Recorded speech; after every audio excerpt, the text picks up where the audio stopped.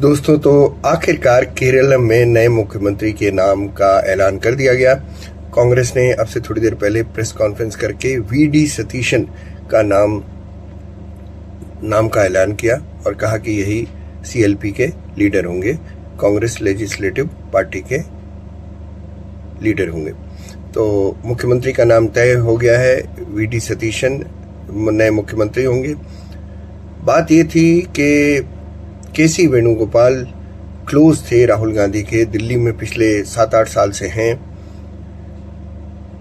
और क्लोज होने की वजह से उनका बहुत नाम आ रहा था।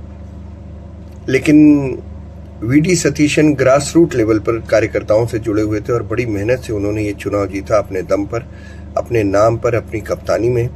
और इसलिए वहां के ग्रास रूट लेवल के कार्यकर्ताओं में बड़ी नाराजगी थी कि जब वीडी सतीशन की कप्तानी में हमने चुनाव जीता है तो वो क्यों नहीं मुख्यमंत्री बनेंगे, क्यों केसी वेणुगोपाल बनेंगे जो पिछले 6-7 साल से दिल्ली में है। केसी वेणुगोपाल का ग्रास रूट से जुड़े हुए नेता नहीं है, तो वीडी सतीशन हैं।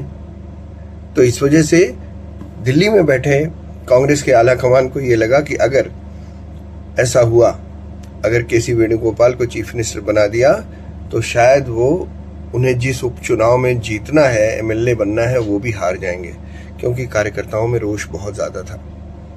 और उसकी वजह यही थी कि हर फैसला दिल्ली से नहीं होगा, ये तय कर दिया गया।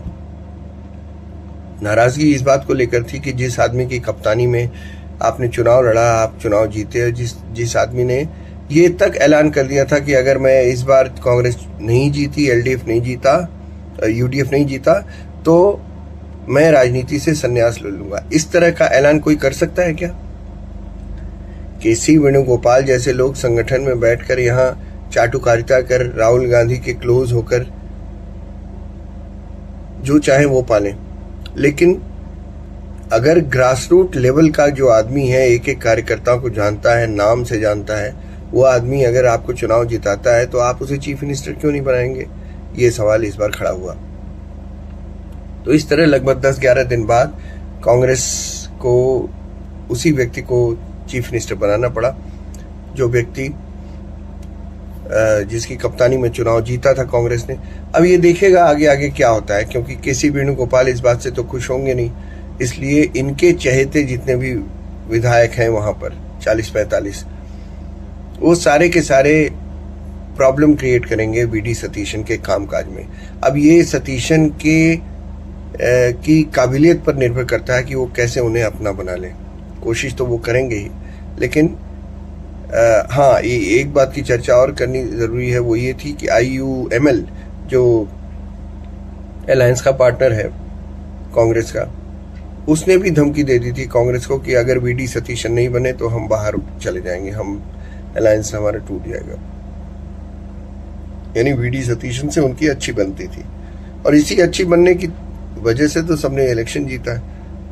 तो मैदान में जो आदमी छक्के चौके मार रहा है उसको बनाइएगा कप्तान, या जो अंपायर जो पवेलियन में बैठा हुआ है वो। एनीवेज, भविष्य में मुझे जो लगता है कि ये बहुत खुशनुमा एंडिंग नहीं है। वीडी सतीशन को शायद ही वो 5 साल चला पाए। बीच में ऐसा जरूर कुछ होगा कि दिल्ली की तरफ से नुक्ताचीनी होती रहेगी, तुम्हारा कामकाज ऐसा है, तुम्हारा कामकाज ऐसा है, ये नहीं किया, वो नहीं किया। केसी वेणुगोपाल ये सब करते रहेंगे, इसलिए वहां भी कप्तानी की प्रॉब्लम वही वाली होगी जो कर्नाटक में है। खैर, देर आए दुरुस्त आए, कप्तान तो तय किया, इसलिए कांग्रेस को शुभकामनाएं, वीडी सतीशन को शुभकामनाएं कि वो अपनी पार्टी की सरकार बनाएं और चलाएं 5 साल बगैर डरे हुए।